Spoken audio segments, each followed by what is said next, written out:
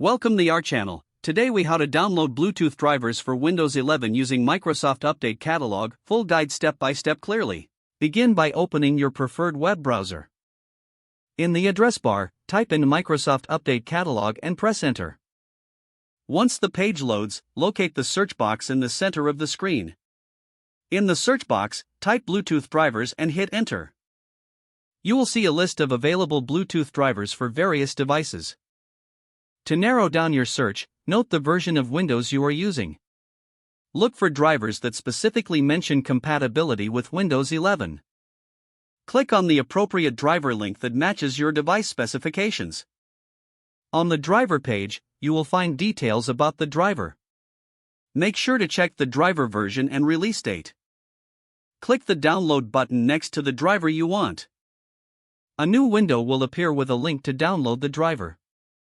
Click on this link to initiate the download process. Once the download is complete, navigate to your Downloads folder. Locate the downloaded file, which typically ends in .exe.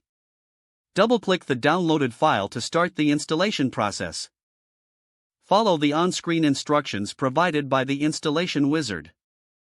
When prompted, choose the option to install the driver. After installation is complete, restart your computer for the changes to take effect. Once your system is up and running, verify that the Bluetooth functionality works as expected. If the page does not load, refresh the browser or try again in a private or incognito window. Make sure you are using the correct email address, then retype it carefully to avoid small typos.